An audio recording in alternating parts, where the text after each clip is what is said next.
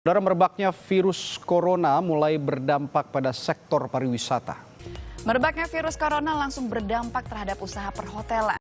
Harapan sektor wisata mendulang devisa di awal tahun 2020 pupus digulung wabah virus corona. Masuknya virus corona ke Indonesia berdampak buruk pada sektor pariwisata. Industri pariwisata merupakan salah satu industri yang paling terdampak penyebaran virus corona. Pasalnya,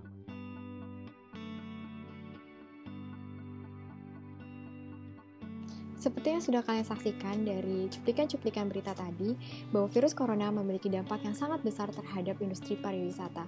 Tidak hanya pariwisata di Indonesia, namun juga pariwisata di seluruh dunia.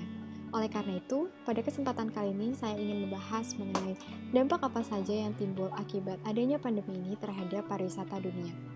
Pada pembahasan kali ini saya mengambil dari artikel di sini dan linknya nanti akan saya letakkan di description box.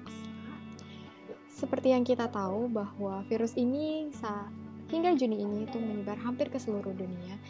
Yang awalnya dari Cina meluas ke daerah Asia, lalu Eropa, dan makin luas lagi ke daerah Amerika. Lalu persebarannya ini sangat cepat dan vaksinnya hingga saat ini itu belum ada.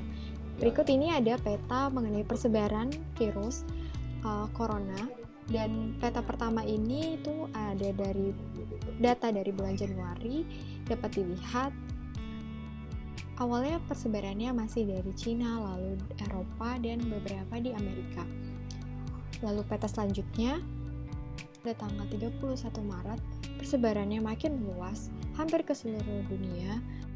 Dalam peta tersebut, wilayah dengan angka pasien positif corona terbanyak itu berada di benua Eropa. Ini berdampak pada pariwisata Eropa yang seperti yang kita tahu, Eropa memiliki banyak destinasi-destinasi wisata unggulan yang selalu ramai pengunjung baik dari domestik maupun mancanegara. Nah, berikut terdapat potret-potret pariwisata di Eropa yang sepi akibat adanya pandemi. Tempat-tempat ini dulunya ramai dikunjungi turis, sekarang menjadi sepi. Dari yang tadinya overtourism menjadi non-tourism.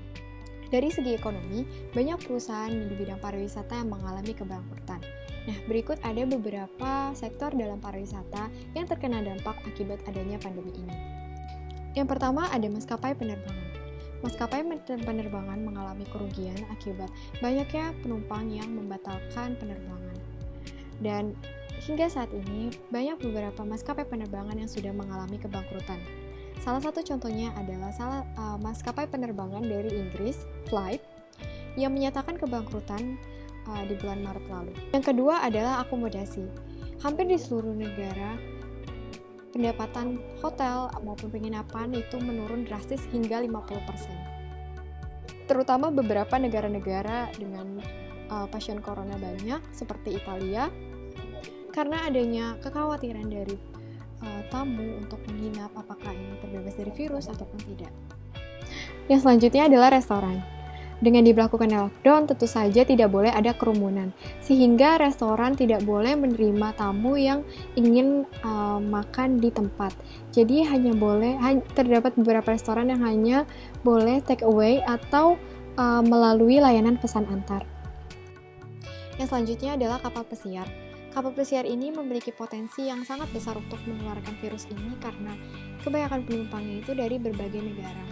Dan tercatat hingga Maret itu terdapat 25 kapal pesiar yang mengkonfirmasi infeksi COVID-19, sehingga terdapat 10 kapal yang tidak bisa berlabuh. Dengan adanya pandemi ini dapat menjadi pelajaran bagi para pelaku industri pariwisata untuk menghadapi masalah-masalah global lainnya yang berdampak terhadap pariwisata.